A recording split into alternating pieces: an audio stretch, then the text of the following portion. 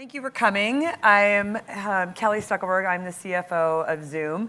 And with me today, I have our head of IR, Tom McCallum, and JJ Kim, one of our solution architects. And thank you for joining our session, our Road to a Public Company. And we want to share with you some of the experiences we had over the last year in taking Zoom through this exciting process. All right, so here we all are. Sorry, I just did this. Okay, so the last year has been a big year for Zoom. On April 18th, we had a really special milestone achievement, which was we became a public company, traded on the NASDAQ. And yes, thank you. It was really fun. We have an extended team here with us, so thank you to all of them. And since we have a rather intimate audience today, if you guys have questions while we're going through this, please do not hesitate to speak up. So while this event was really exciting for all of us, for our company and our employees, it was also really exciting because we took the opportunity to leverage our technology and highlight our platform at every step along the process. So pre-IPO, we used it in the bake-off and the S1 drafting, and then along the way also in the Roadshow, and then we're going to have JJ do some Q&A on that. So first of all, if we start at the very beginning of this process through the bake-off, for those of you that haven't had the joy of going through this experience, I'm just teasing because some of our banker friends are in the front. The bake-off is the opportunity where the bankers come in and they present to you why they want to work with you and they should be the ones to represent you during this process. So we did all of this via Zoom. We wanted to ensure, first of all, that all of them could represent Zoom well and present using the product. So that's one reason we did it. We also did it because it was super efficient for us. It allowed us to have about 10, I think we did like 10 presentations in a day, where we sat in our boardroom just down the road here in San Jose. We had our board members and our management team there, and every hour on the hour, we had another banking team present to us. And so if you think about when you have people coming and going, even the inefficiencies that combine with that, there's no way we could accomplish that all in a day. So we love that. That's the way we started the whole process and kind of inaugurated everybody into the full Zoom experience. And then we set off onto the next stage of this process, which is the S1 drafting. And the drafting is where your accountants, your lawyers, your finance team, your bankers all come together and spend a lot of quality time together drafting this document. And we, again, leverage Zoom for all of this. So, in fact, at the very, very, very, very end of the process, when we were having a celebration dinner, there was an attorney that I met for the very first time in person at that dinner. So that shows you how committed we were to using this. And one of our banking teams did a case study for us around this, and I want to highlight for you the benefits that all of you could get from also running a process like this. So you can see an example here of 3 different approaches to an S1 drafting case study. An SF-based client, a New York-based client using the traditional approach, meaning in person. A traditional approach means you usually have a war room either at the banker's, the attorney's office, or somewhere in your office. And the Zoom approach, which meant that all of us worked from whatever situation or whatever location was the most convenient to each of us. And I think the first thing to note here is look at the meeting hours. And these are different projects, so you can't necessarily measure them exactly. But look at the fact that the Zoom approach has meeting hours that are approximately 25% fewer than the other most efficient efficient approach here. And this coincides exactly with what we see when people adopt Zoom in their meetings, in their day-to-day experiences. They're about 25% more efficient. And that's because people are actually paying attention, they're not multitasking, you can see them when the video's on, and that's exactly what we see in these case studies here. And then, of course, there's the travel time. Look at the range in there, from 5 hours up to 250 hours.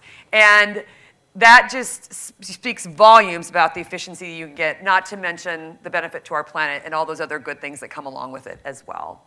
And then, of course, last but not least is the representative drafting costs that would be associated with this. When you eliminate all those inefficiencies around inefficient meetings as well as travel, again, the Zoom approach was 1/3 the cost in these representative case studies.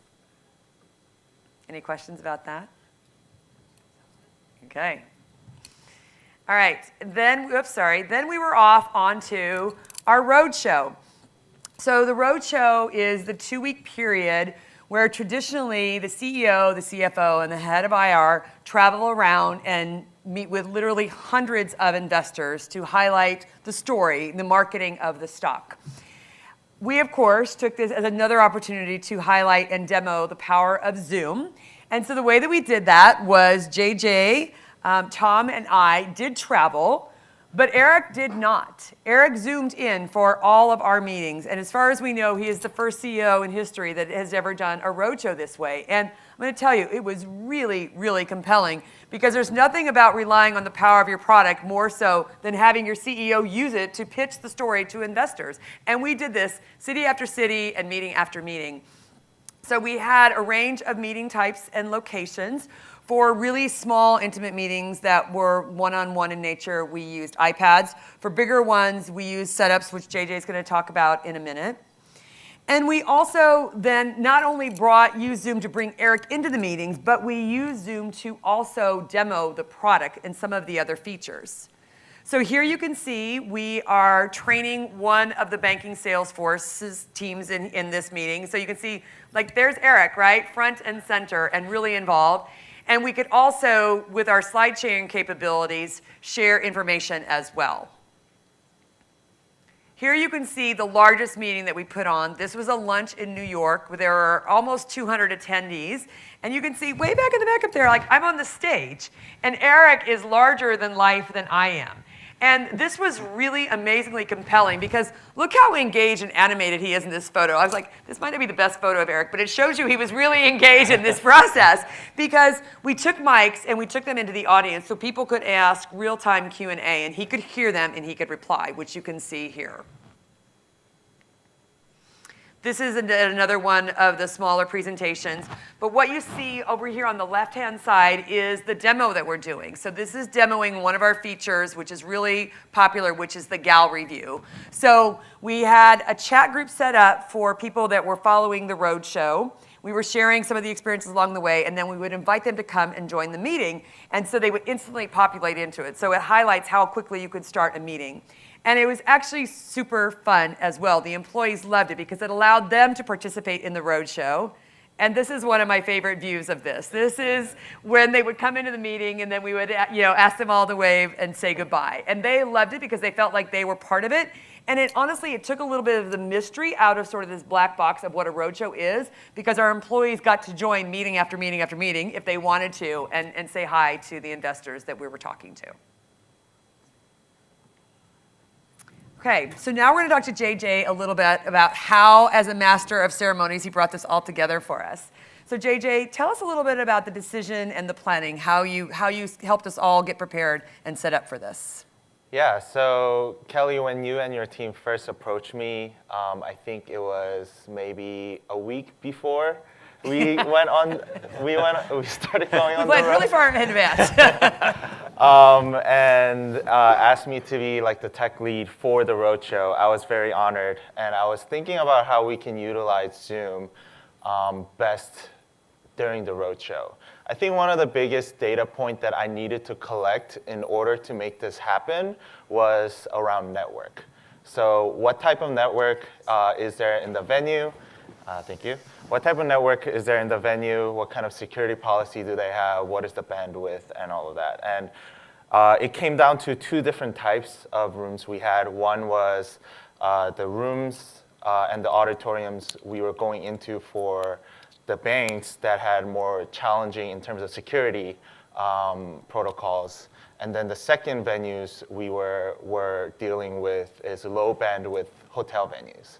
So those were the two venues, the two types that we were working with, and based on that, we made moves to kind of make the Zoom room process or Zoom process much easier. So let's take a look at the first type, which is the banks with tight security.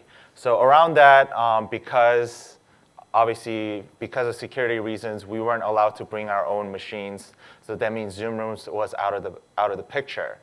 But what we asked was, what kind of video conferencing system do you guys currently have in use?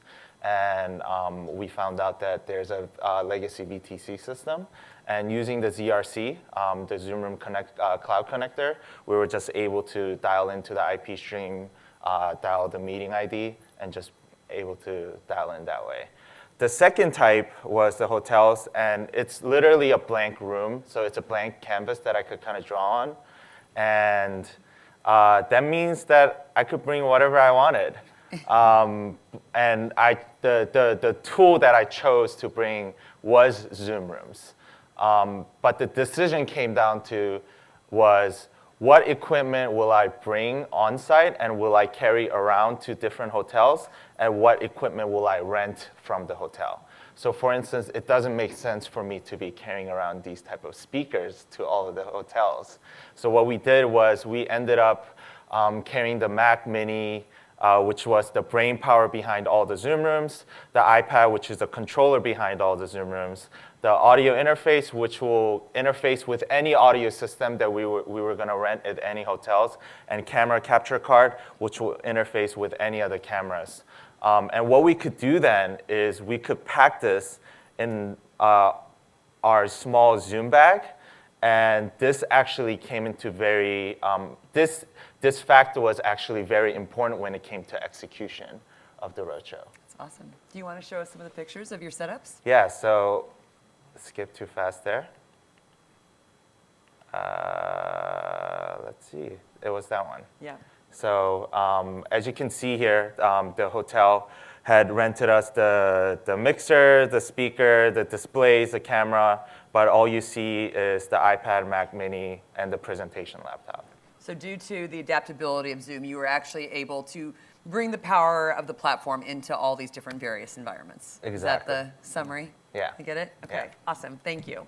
And then what about on the ground, sort of in executing, helping make sure that, Eric could hear us, we could see him, tell us how that all went. Yeah, so typically for events like this, especially if you just look at this room, we were here Friday to set everything up. And we got this room up and running maybe, I think, yesterday around 1 a.m. It took, obviously we were working on all the other expo stuff, but generally it took a really long time to set up a room like this in order to be able to execute just a regular meeting session. So that, when I heard the schedule of the roadshow, I was actually, at first I was shocked, and I wasn't sure if I was gonna be able to pull this off, because what I saw on the schedule was 9 o'clock at, let's say, Goldman Sachs. And then the session is about 1 hour, so it ends at 10. And I need to be able to get from 2nd Street in New York to, I think, 32nd Street in 20 minutes. You can't even run or bike that fast in New York. So the moral of the story is that I didn't have time to go in earlier and set everything up. And I needed it to go in and make sure the meeting was already running, or I just needed to be able to plug in a Zoom meeting ID and let it run. And with Zoom Room Cloud Connector, I was able to just dial the meeting ID, wirelessly share into Zoom. It was very easy. It took us about 5 minutes to set that up. When it came to hotel, it was also very challenging. There was one session where it was a 10 o'clock breakfast meeting in a smaller room, and then for the lunch meeting, we were going into the bigger room, and I had 10 minutes to move from one room to the other. And it was, going back to that picture, it was literally just taking the iPad, Mac Mini presentation laptop. I just gathered it, took it to the second room, put it down, plugged everything in, turned everything on, and it just worked. So I would think that if you wanted to do a Zoom roadshow, try Zoom Rooms. That was awesome. All right.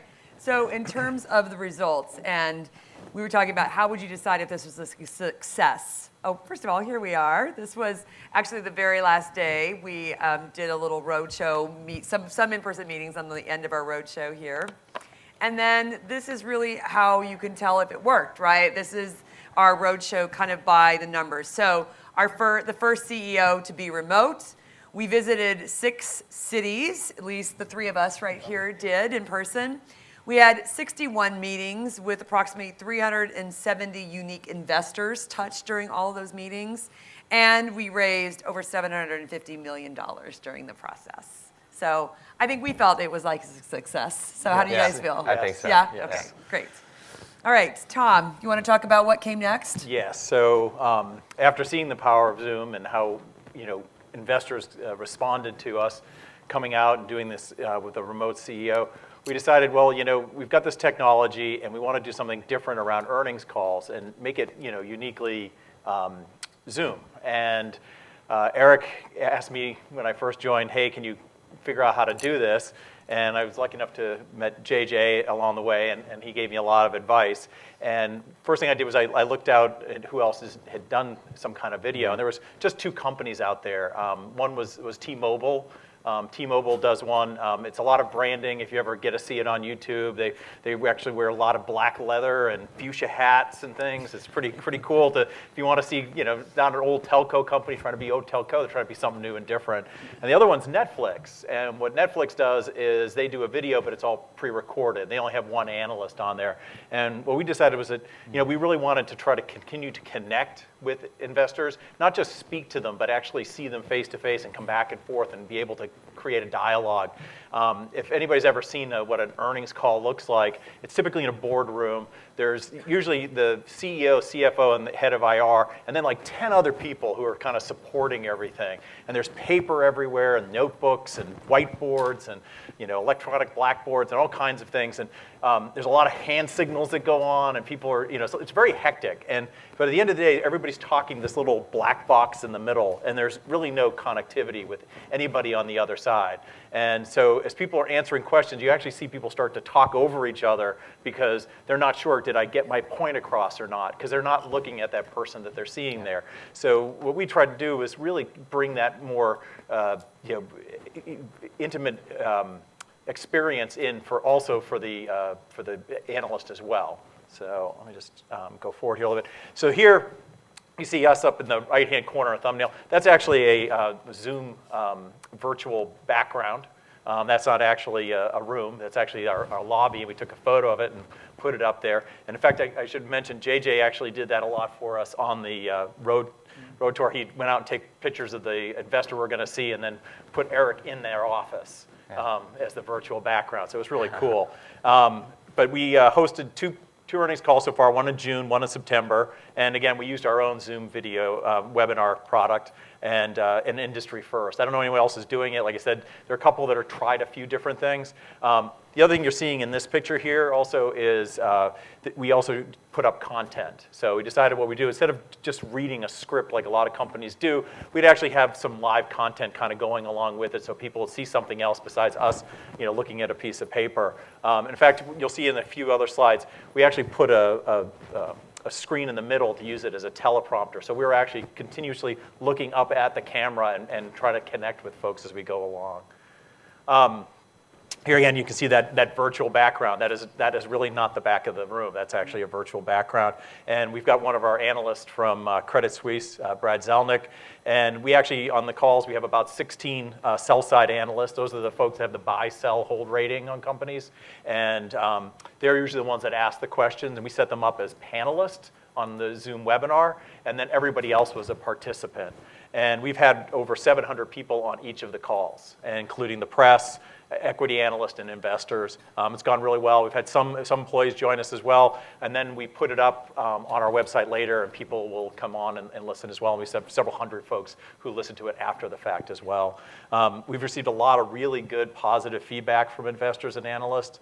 Here are 4 of them. The first one is actually an article that was written by a publication, a tech publication. And the other big winner in Zoom's IPO is the tired old earnings call. And I've done 80 of them in my lifetime, and they are tired and old. I mean, it's not and the way we're doing it now, people are really enjoying themselves. We had a group called ICR do a survey for us, anonymous survey. So we really wanted to get the real feedback. Did you like it or didn't like it? And they said, I thought it was great. I think all companies should do it. felt like managers were really there with you. And this has raised the bar for everybody. And so we've had really good attendance on our calls. We've competed with about 8 different other companies on the same day. Some of the big hot IPOs out there, and they're on our call because they know we're going to be there to interact with them, and they also know that their investors can see them as well. I'm going to switch it back over to JJ here a little bit and talk about the process. And so how do we manage it? What technology do we use? Yeah, so when, as you said, Tom, when we were on the road during IPO, obviously this conversation of earnings call came up, and you shared your desire to use Zoom for the earnings call, and I thought that was really great. One of the things that when I watch some of the video-based earnings call as well is the difficulty around the Q&A section, right? So as soon as everything else is video, and as soon as Q&A starts, they bring out this telephone, or all of a sudden there's a voice coming from nowhere.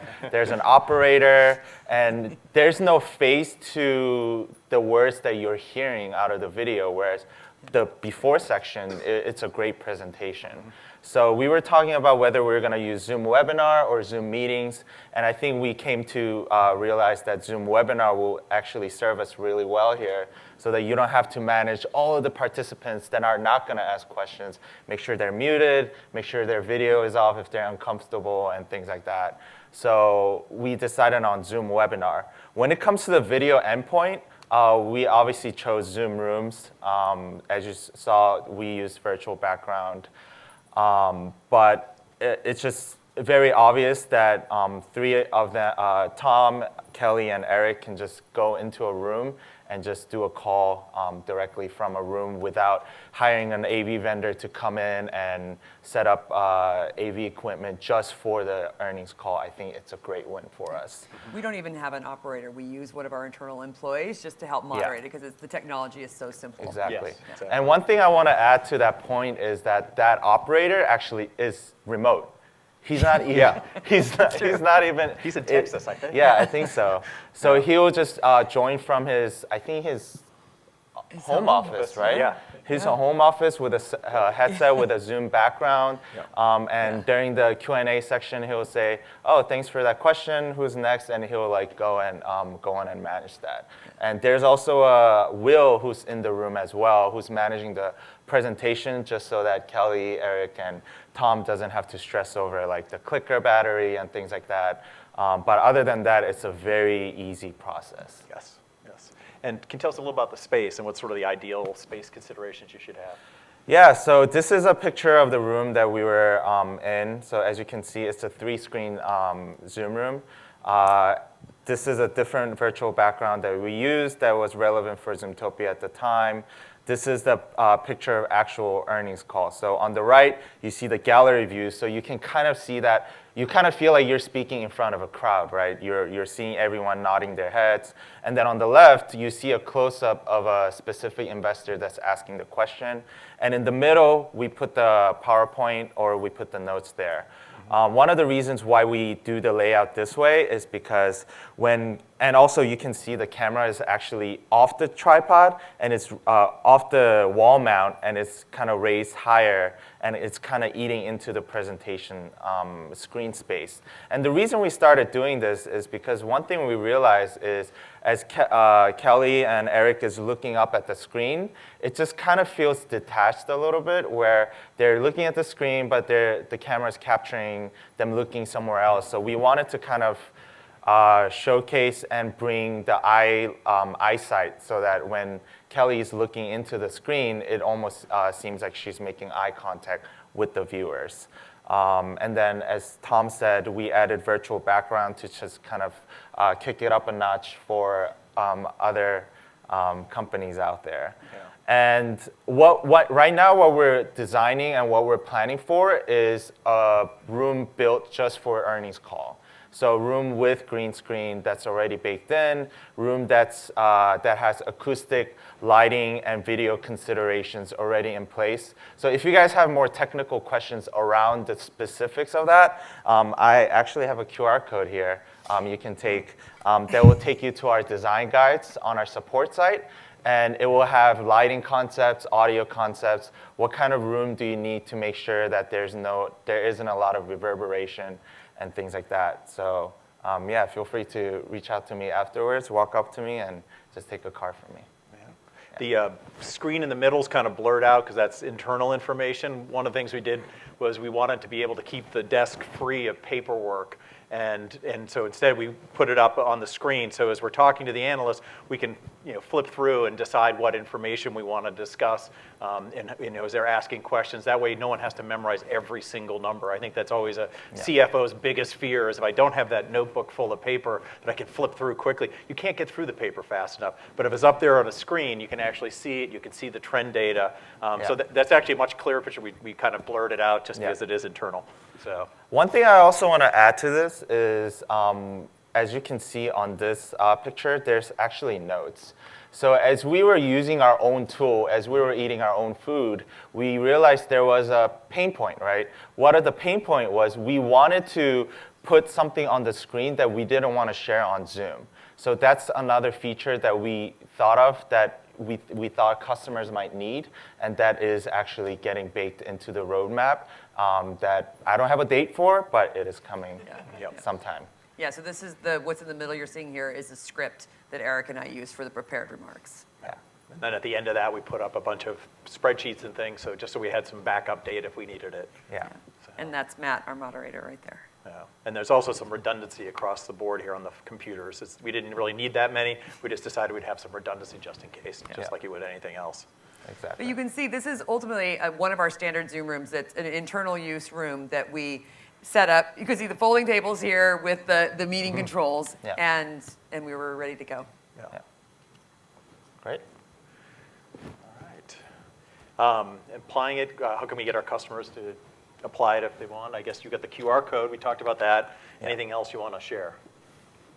I think it's more about the mindset of video first.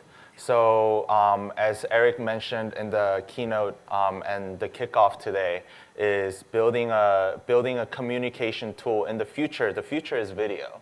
So we really want to bring the face-to-face interaction virtually. And I think kind of having that mindset and using whatever tool you need to bring that together. And I think this is a really good case for a Zoom room and Zoom to help you do that. Yep.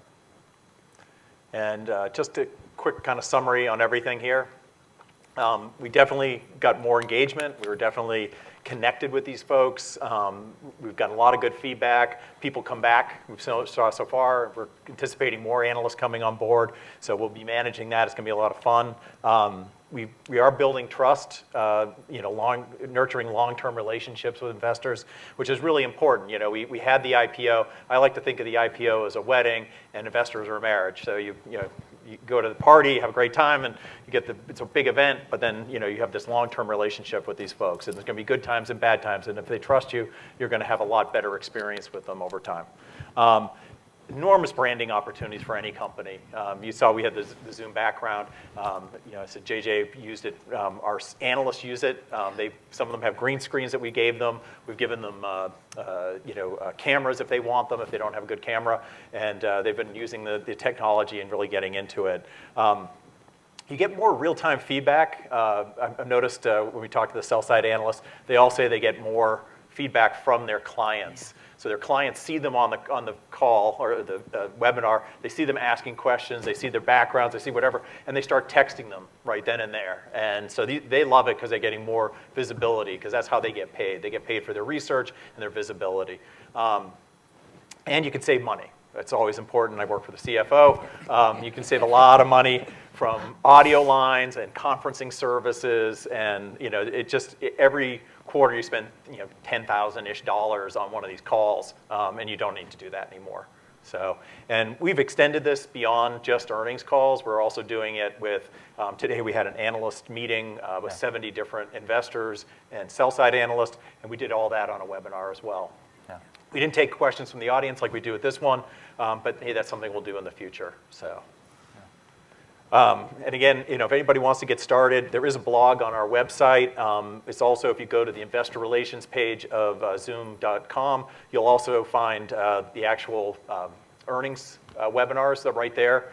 Both of them are up there, and also today's webinar as well. So if you want to just see how it is, you can take a look at it, forward through it, get to the Q&A section. I think that's always the fun part. So I think we have time for questions. Great.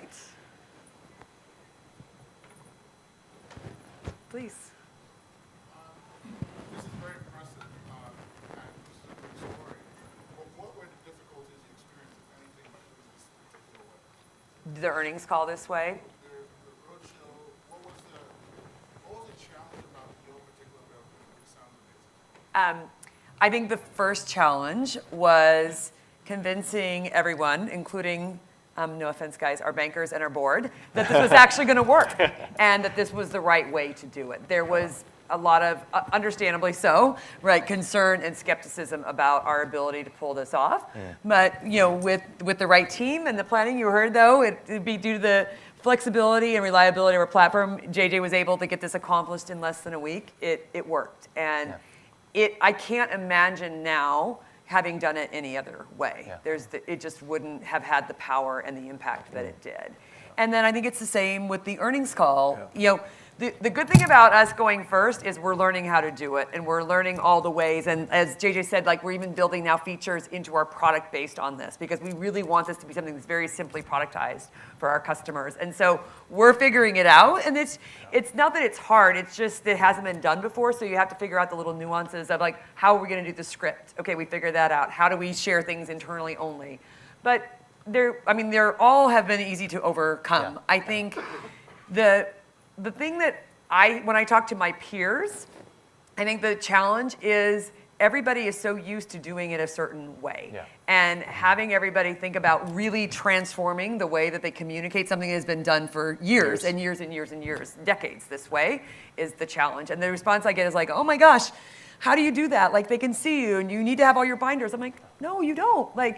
I'm sitting up on stage, you can ask me any question. I don't have a binder, this, and trying to get everybody to think differently about it. And there's ways to do it. We have someone in the room, truth be told, right? We have one of our FP&A team members in the room. She has a whiteboard. She can answer any of the questions that I might have forgotten. So you can accommodate all of those things if your company is thinking about it. We'd be happy to tell you all the other little secrets. So. Yeah.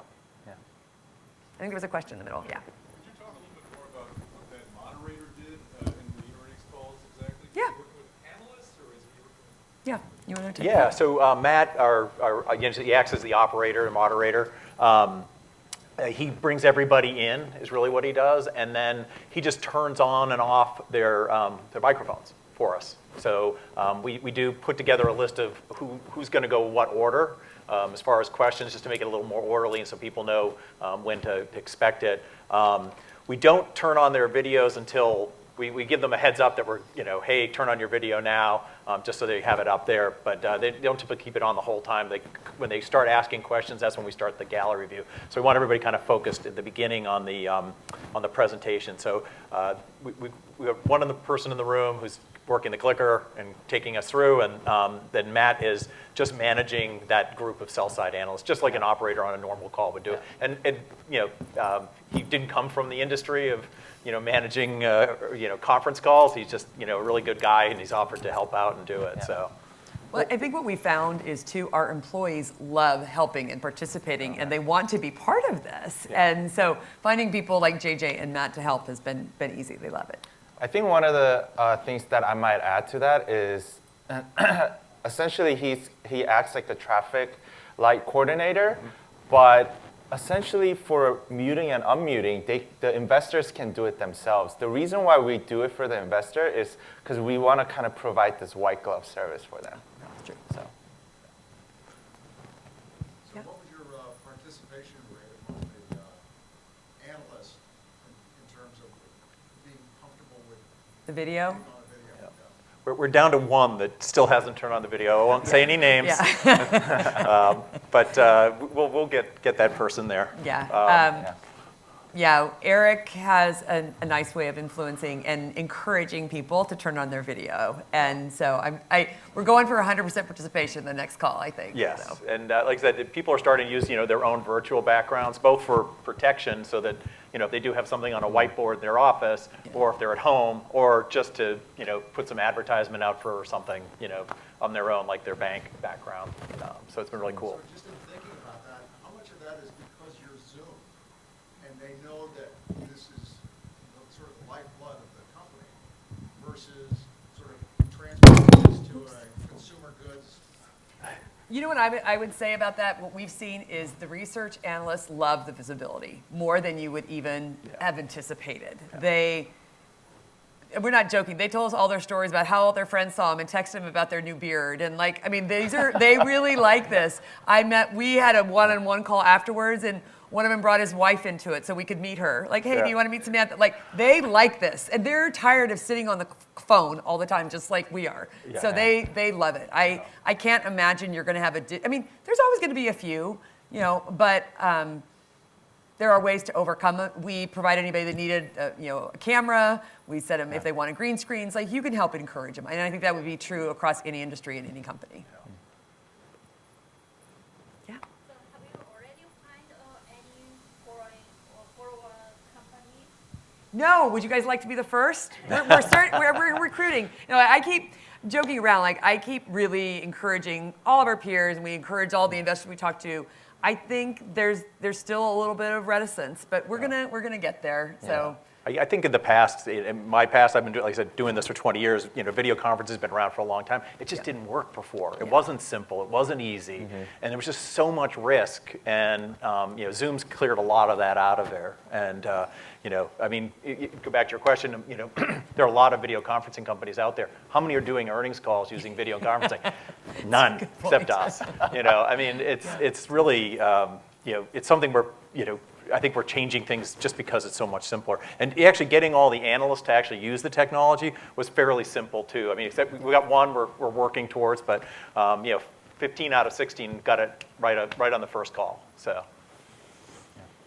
Yeah.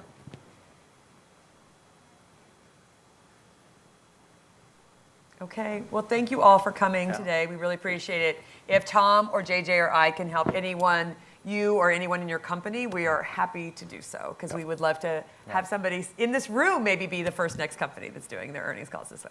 Yeah. Great. Thank you very much. Thank you guys.